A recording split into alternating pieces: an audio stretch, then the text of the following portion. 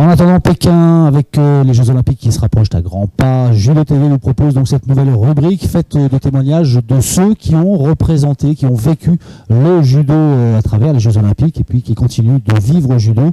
C'est le cas de Benoît Campargue. Bonjour Benoît. Bonjour. Alors justement, vous participé à des Jeux Olympiques. C'était lesquels d'abord? Alors c'était en 92, donc il y a Barcelone. Pas mal de temps. Oui. Et donc, quels souvenirs vous en gardez? Et s'il y a une chose que vous retenez de ces Jeux Olympiques? Ce que je retiens d'abord, c'est que j'ai perdu au 3e tour. Voilà, bon, j'avais eu un titre européen avant, je faisais partie des favoris, mais en même temps, bon, les Jeux, c'est quand même une journée particulière où tout le monde est à 100%. Et globalement, ce que je retiens, c'est en fait l'universalité du sport qui est représentée là-bas.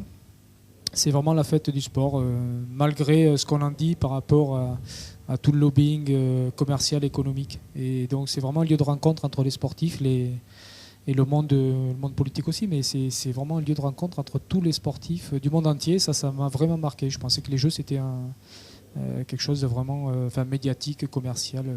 Et donc c'est vraiment la fête du sport. Bon, est-ce que je peux remettre un peu le couteau dans la plaie? Est-ce que vous vous souvenez du nom de celui qui vous avait battu? Maruyama, c'était le vainqueur du tournoi de Paris japonais de l'année en cours. Et bon, je menais le combat et puis il met un très bel Uchimata en reprise de garde. Bon, allez, on va laisser ça. Je n'étais pas le meilleur ce jour-là, simplement. Voilà. Alors, ce jour-là, donc peut-être à ce moment-là, précis. Oui. Il faut être prêt le jour J. C'est le judo, puis c'est le cas aussi de beaucoup d'autres disciplines. Maintenant, vous êtes passé de l'autre côté, c'est-à-dire que vous faites partager votre savoir, votre culture à des jeunes. Vous êtes entraîneur à l'INEF, je crois. Oui. Comment vous abordez cette échéance olympique qui arrive, du coup, avec votre regard de désormais entraîneur?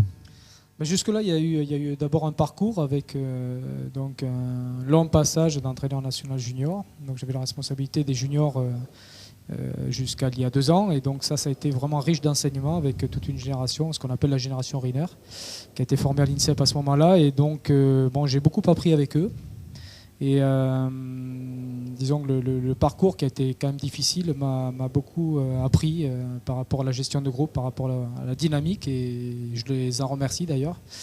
Et aujourd'hui, en prenant un peu de recul, je me dis qu'à l'époque, j'aurais dû faire des choses que je n'ai pas fait aujourd'hui, parce que bon, quand on passe de l'autre côté, on s'aperçoit qu'il y a des choses qu'on aurait dû apprendre et évoluer avec. Et en tant qu'entraîneur, c'est vrai qu'on a une vision beaucoup plus globale de l'ensemble, et on a quelques regrets par rapport à sa vie d'athlète, puisque il y a des choses à côté desquelles on est passé. Et les Jeux, c'est pour moi avant tout une réussite, la réussite des sportifs. L'entraîneur, c'est une chose, mais la priorité, évidemment, ce sont les sportifs. Je pense à tous ces juniors là il y a une génération vraiment d'exception qu'il ne faut vraiment pas rater, et j'aurais aimé qu'il y en ait un peu plus sur les Jeux de Pékin. Il y en a quand même. Il y en a, mais je pense qu'il y en a qui auraient pu accrocher le wagon. Et j'espère qu'en 2012, ils seront tous là. Et c'est mon vœu le plus important. Vous serez à Pékin cet été? J'ai prévu d'aller à Pékin. Bon, écoutez, je vous remercie, puis je vous souhaite de bons Jeux Olympiques. Merci. Je ne refais pas le petit speech du début là. Je le fais une fois. Non, après tout seul. Non. En attendant Pékin en compagnie d'un